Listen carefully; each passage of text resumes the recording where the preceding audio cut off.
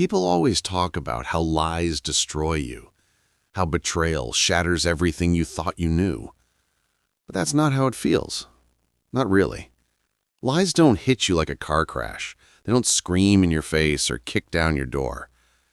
No, lies are gentle, soft, patient. They seep into your life, a drop at a time, slow enough that you don't notice the taste changing, until one day you wake up choking on poison you thought was water. I learned that the hard way. My name doesn't matter, not for this story. What matters is the person I used to be and the person I became because of one man, Ethan. For most of my life, I believed trust was the strongest bond a person could create, stronger than love, stronger than blood, stronger than fear. Trust, I thought, was sacred, something you built carefully, brick by brick, through honesty and loyalty. And I believed, with all the naive, blinding conviction of a fool, that I had built that trust with Ethan. We met when we were 12, two kids who didn't quite fit into the shapes the world tried forcing us into. I was the quiet one, the observer, the kid who sat at the back of the classroom watching people instead of talking to them. Silence was my shield, my comfort, my curse. Ethan, he was the opposite. Charismatic, effortless, magnetic. He could walk into a room and shift all the attention toward himself without even trying. People loved him instantly. Teachers, parents, classmates, everyone. Except for me. Maybe that's why he liked me so much.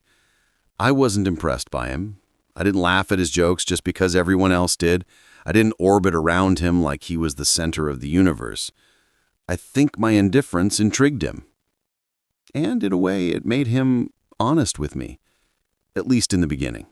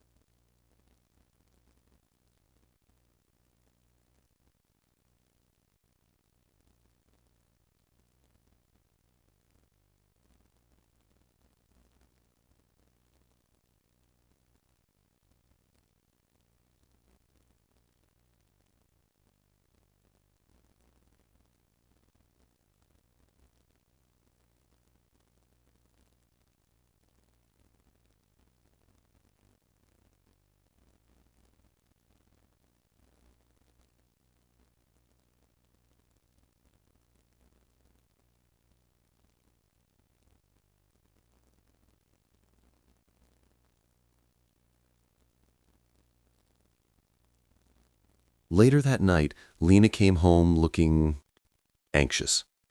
Her smile was forced, tight around the edges. She seemed distant, distracted. When I asked if she was okay, she brushed it off and changed the subject. The next day, after hours of imagining the worst, I broke the silence.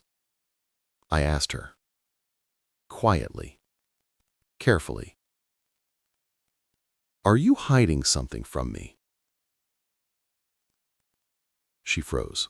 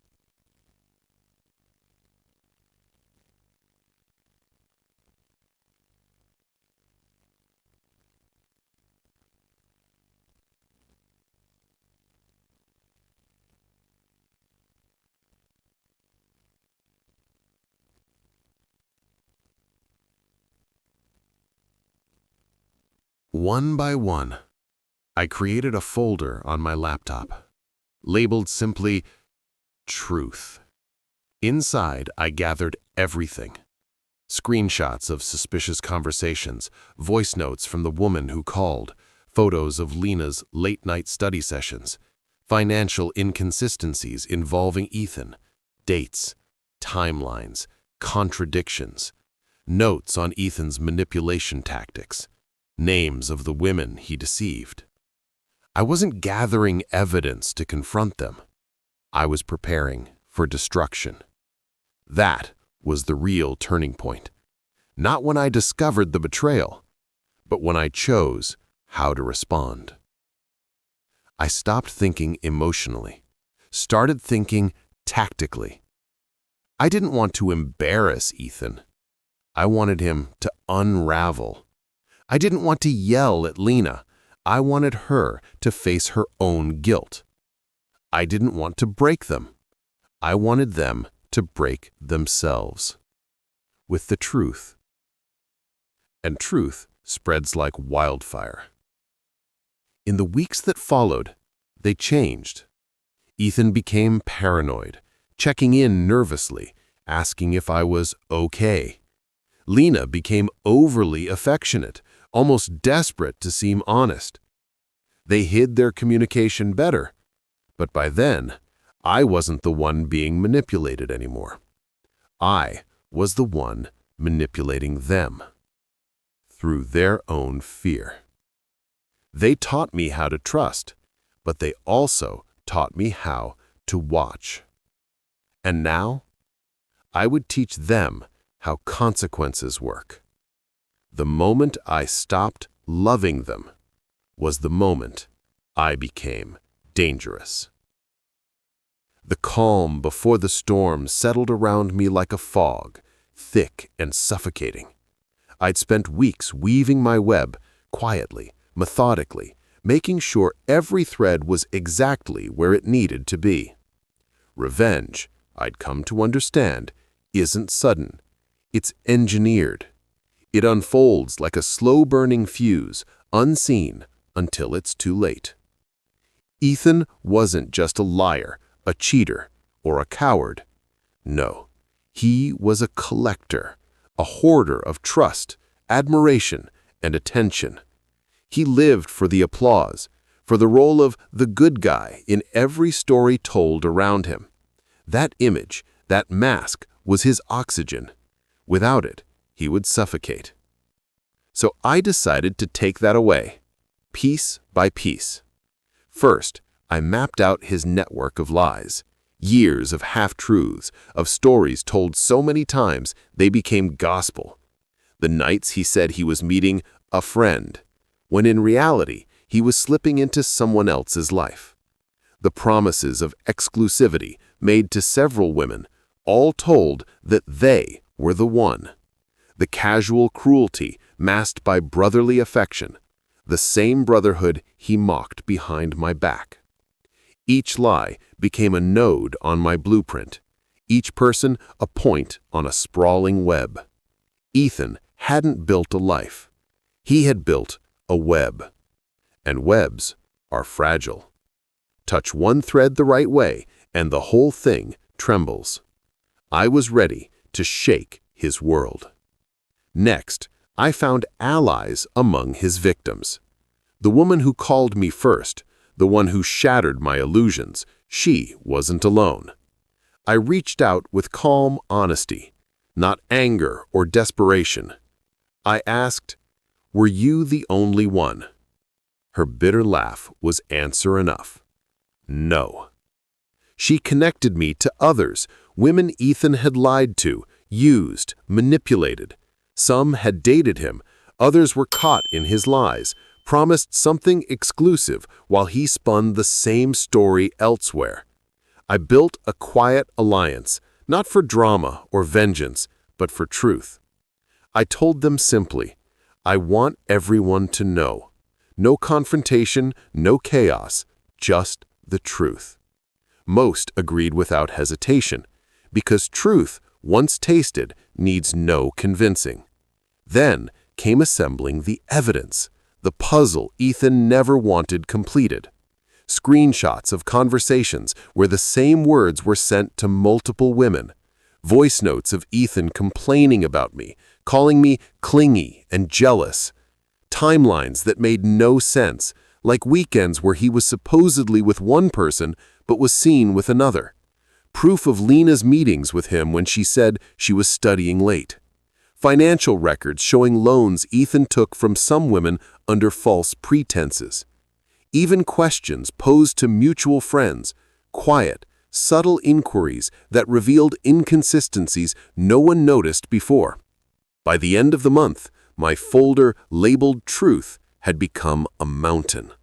I wasn't collecting evidence to confront or yell or cause chaos. I was building a fortress of facts, one Ethan couldn't deny or dismantle. Then, I began the psychological setup. I did the opposite of what Ethan expected. I got closer. Casual coffees, warm smiles, old jokes. He slipped right back into the role of the best friend. Unaware, the knife was already at his back. He started to confide again, complaining about the stress in his other relationships, pretending to be overwhelmed. I listened. Every word filed away like ammunition. Because comfortable people let their guard down. Careless people expose themselves. With Lena, I took a different approach. I grew distant, quiet, polite, but cold. It confused her. It rattled her. She tried to spark conversations. I answered with quiet nods. She asked if everything was okay. I told her, everything is the way it needs to be. Those words struck her harder than any accusation could. Guilt doesn't handle calm well. It panics. She overcompensated with affection, grew nervous, asked about Ethan indirectly, watched him as if waiting for him to explode. But I wasn't planning an emotional scene. I was preparing a slow, inevitable collapse. Finally, after weeks of gathering, watching, and waiting, I created a single, unassailable digital file. For everyone who deserves the truth. Inside were timelines, screenshots, messages, conversations, audio clips. Proof of overlapping relationships. Proof of lies told about me. Proof of Lena's involvement. Proof of financial manipulation. No venom, no hatred. Just facts. I added a simple note. This is not revenge. This is closure. For anyone who was deceived, hurt, or used, you deserve to know the truth. I didn't even write Ethan's name with anger. Just cold, hard facts. Then came the distribution plan. I didn't want to flood the world with chaos all at once. No, the truth had to spread naturally, organically, like a wildfire catching dry grass. I sent the file privately to the women who had joined me. They shared it with their circles. Those circles shared it further. Mutual friends caught wind. Ethan's carefully crafted image began to crack, shatter, crumbled by the weight of his own lies. And Ethan himself, he would be the last to know he was exposed. When he finally tried to spin his lies, no one would listen. Revenge isn't about destroying someone. It's about removing the mask they forced you to trust. Ethan had hidden behind his for years. It was time everyone saw what was underneath. The plan was ready. The pieces were in place, and Ethan was walking straight into the storm he never saw coming. There was a strange stillness that night, the night before everything began. I sat alone in my room, the glow of the laptop casting harsh shadows on the walls, my fingers hovering over the keyboard. In front of me lay the folder labeled simply Truth, the culmination of months of silent planning, painstaking gathering of evidence, of watching and waiting. I didn't feel excitement. I didn't feel rage or triumph, nor was there fear. Just a cold, unsettling calm, like the eye of a hurricane, the quiet moment before the storm breaks. It was a stillness that settled deep inside me, a clarity that no emotion could disturb. There is a moment before a storm where everything is still. That was me. I stared at the screen long after the clock struck midnight, knowing that when the sun rose, nothing would be the same. The next morning came with cruel inevitability. At exactly 9 a.m., I hit send. I sent the file, the entire dossier of lies, betrayals, and deceptions to the women Ethan had shattered over the years. The message was short, almost sterile in its I had taken it all away. And then Lena walked in. She came home mid-silence, saw Ethan broken, and knew immediately. No questions, no defenses, no pretense. She sank into a chair, staring at the floor, breathing short, ragged breaths. She looked like someone finally meeting the consequences she thought she could outrun. I didn't yell. I didn't shame. I didn't ask why. I said softly, "The truth always arrives." Her tears came quietly, defeated. Not the loud sobs of regret, but the slow mourning of a destruction wrought by one's own hands. Ethan eventually lifted his head, trembling. "Can we fix this?" I looked at him, genuinely confused. Fix what? Your lies? Your reputation? Your victims? Or the friend you pretended to care about? He had no answer. I walked to the door, opened it. Leave. He tried one last time. "You're really doing this to me?" I said, "No, Ethan. You did this to yourself." He stepped outside. I closed the door.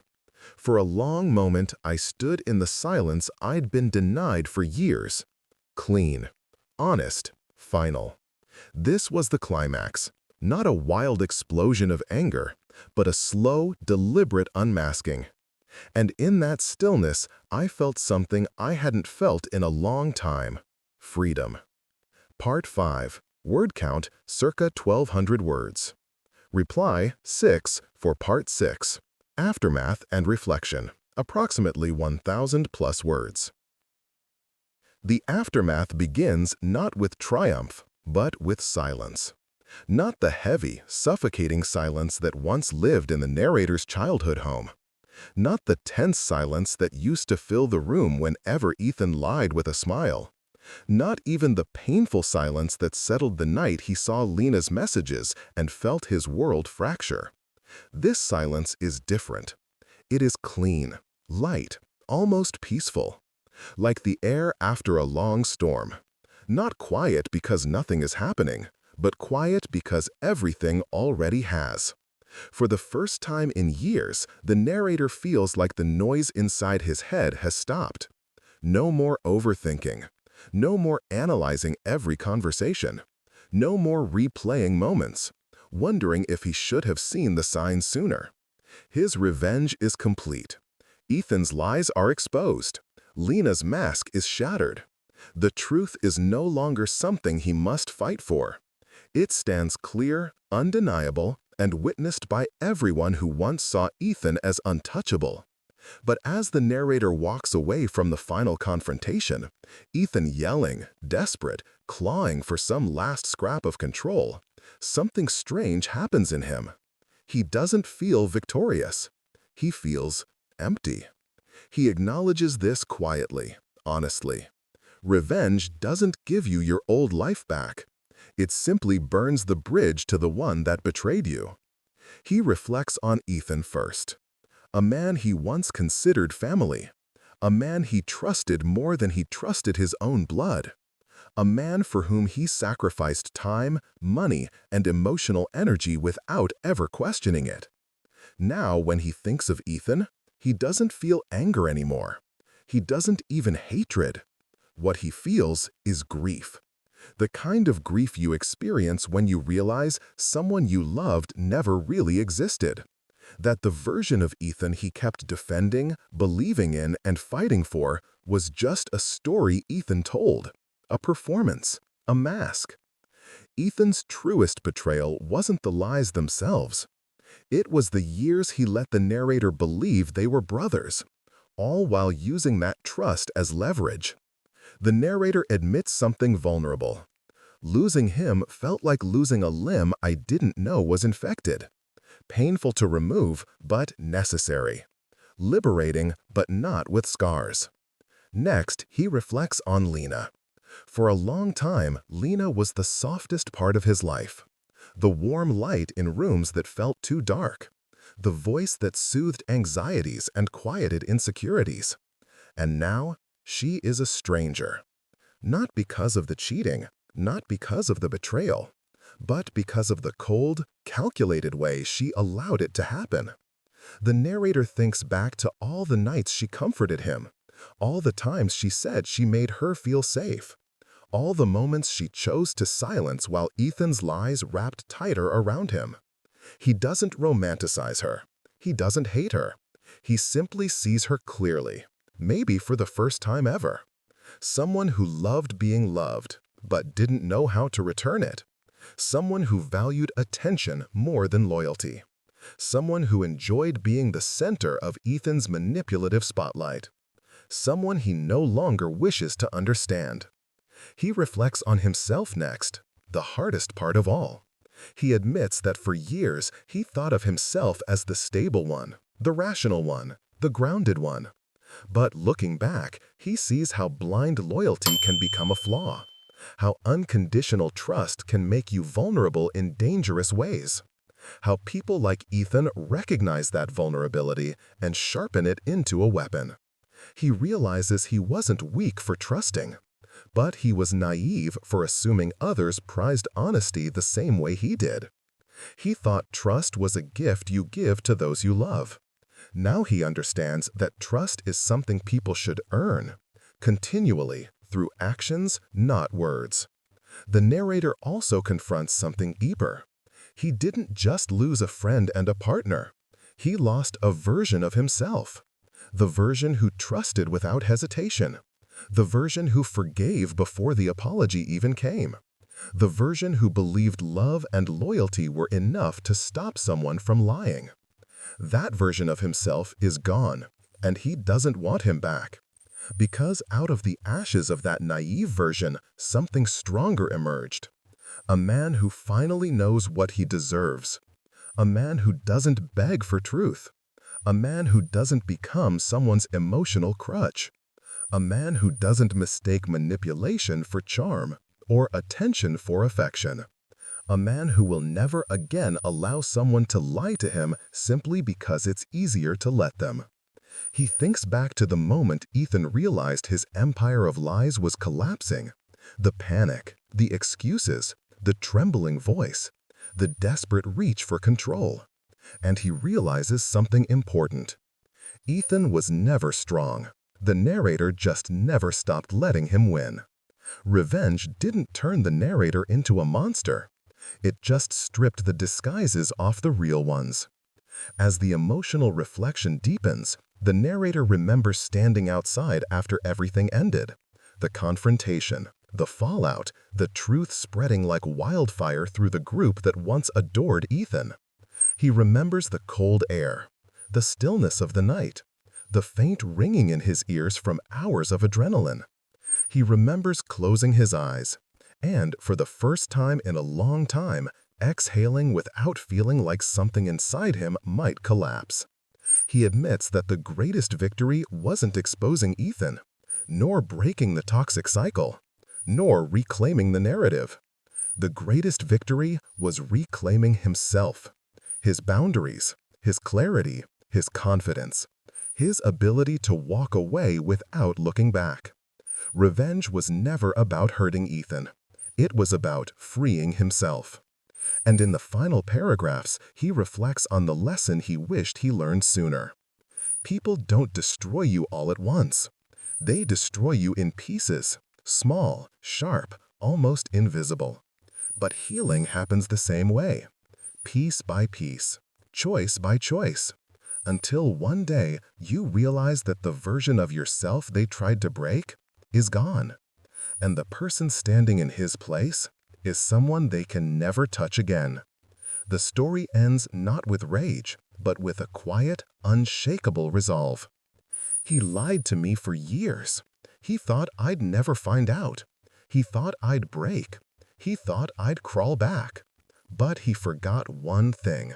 The truth doesn't set you free. You set yourself free the moment you decide to. And that's exactly what I did.